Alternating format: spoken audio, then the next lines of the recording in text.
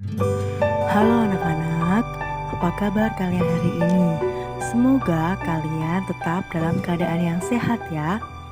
Hari ini, Selasa 11 Agustus 2020, kita berjumpa lagi dalam pembelajaran jarak jauh kelas 3 SD Strada Bina Mulia 1.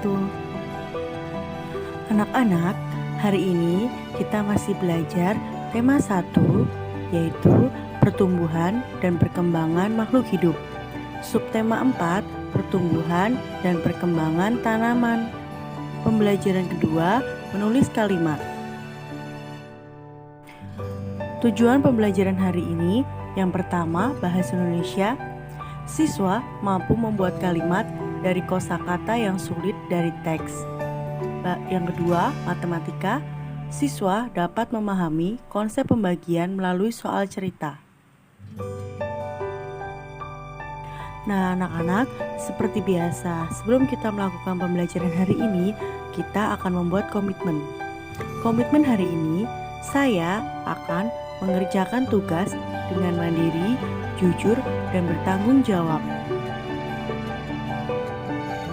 Nah, anak-anak, sekarang kita akan mulai dengan materi kita yang pertama, yaitu menulis kalimat dan menulis paragraf menggunakan huruf besar dan tanda baca yang benar. Nah, anak-anak, sekarang kita akan menyimak bersama video penjelasan tentang menulis kalimat dan menulis paragraf dengan Huruf menggunakan kapital huruf besar dan tanda digunakan baca yang untuk benar. Selamat menonton. awal kalimat. Contoh, tanaman harus disiram dan diberi pupuk agar subur. Lalu, digunakan untuk nama orang. Contoh, setiap pagi dan sore hari Puspa menyiram tanaman.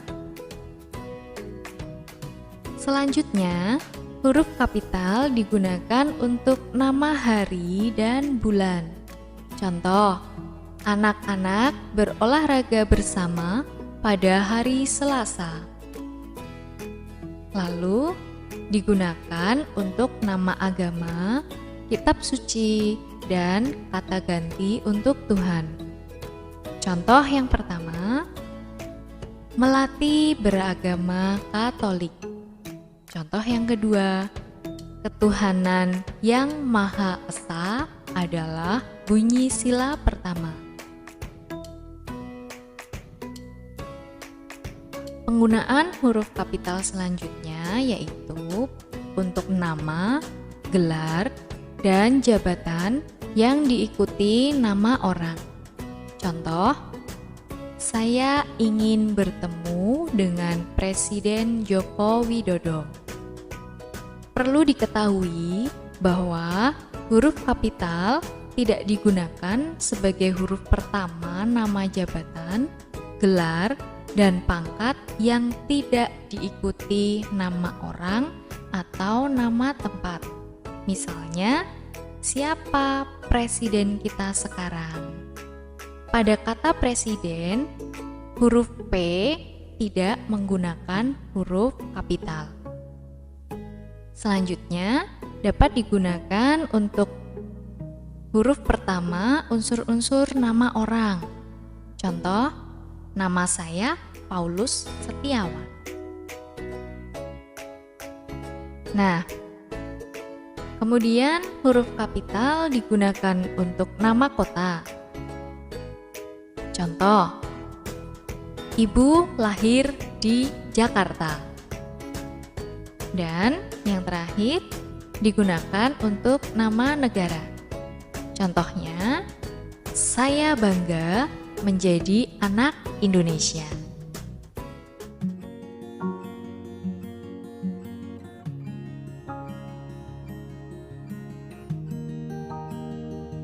Nah, anak-anak, tadi kalian sudah menyimak bagaimana cara menulis huruf kapital dalam sebuah kalimat yang baik dan benar.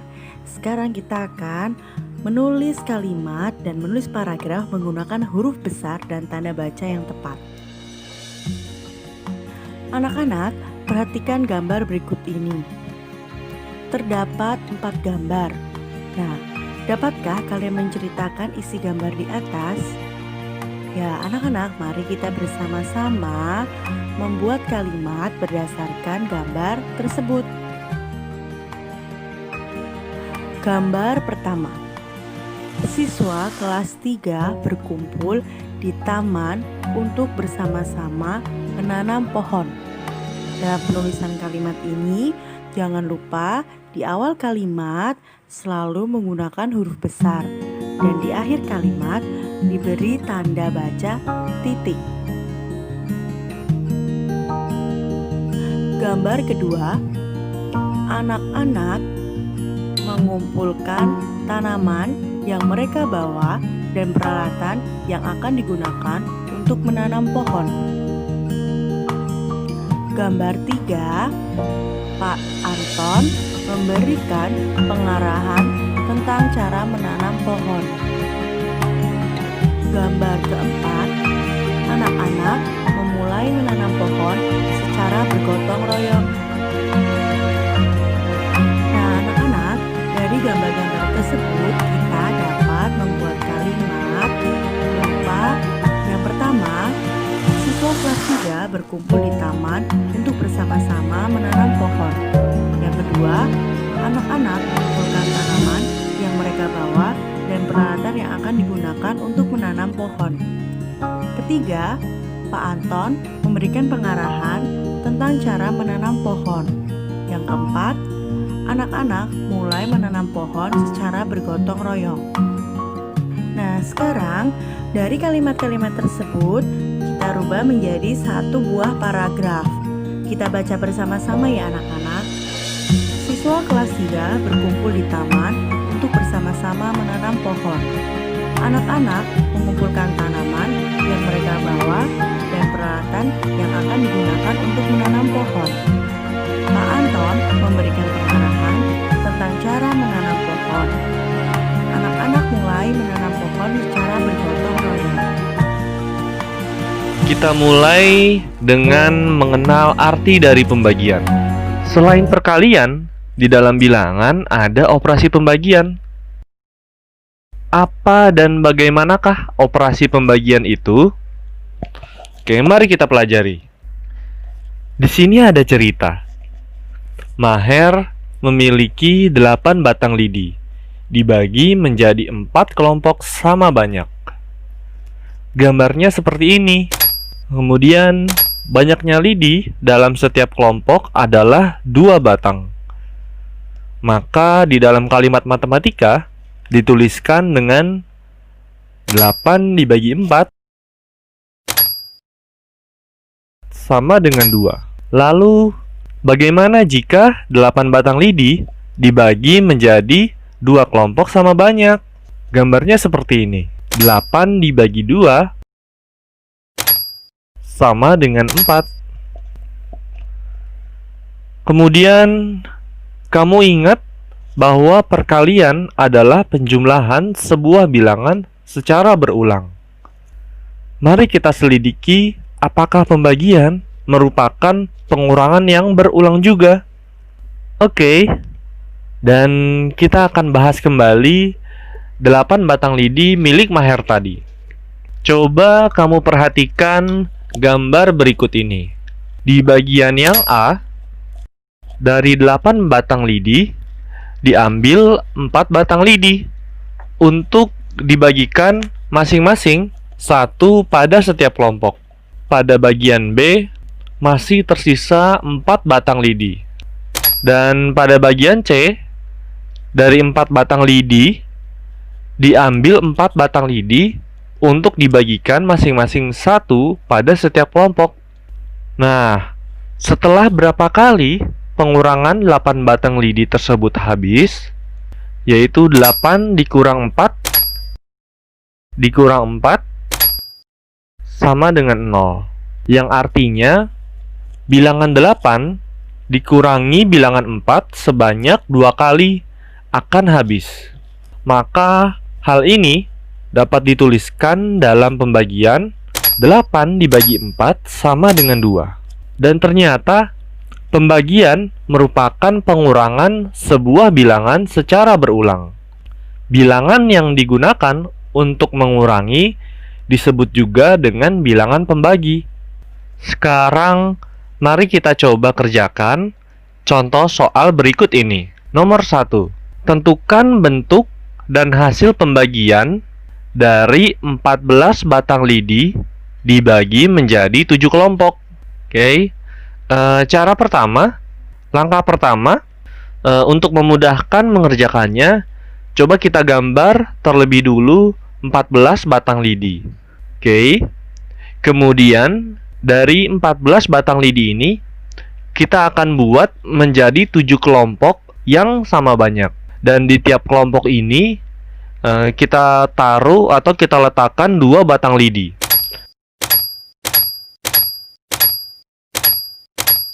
Sehingga masing-masing dari kesemua kelompoknya itu totalnya menjadi 14.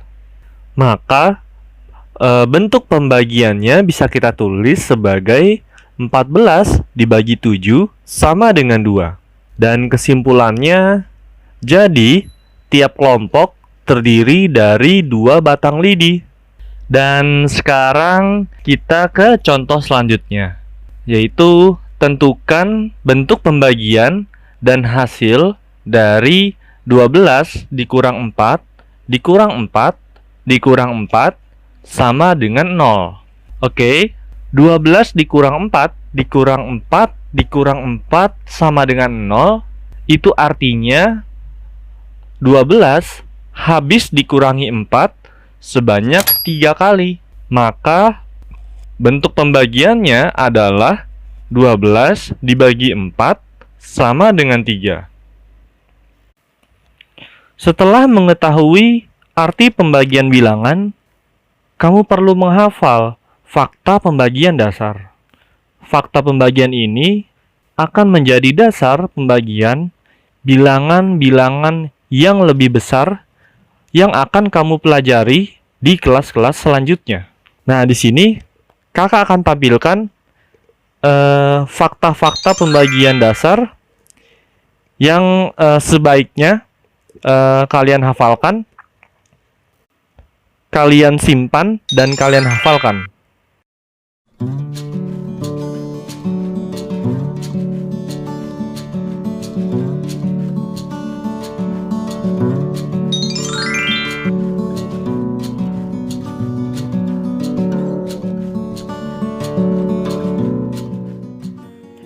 Anak-anak, rangkuman pembelajaran kita hari ini, yang pertama bahasa Indonesia, kita sudah menuliskan kalimat dan menuliskan paragraf menggunakan huruf besar dan tanda baca yang benar.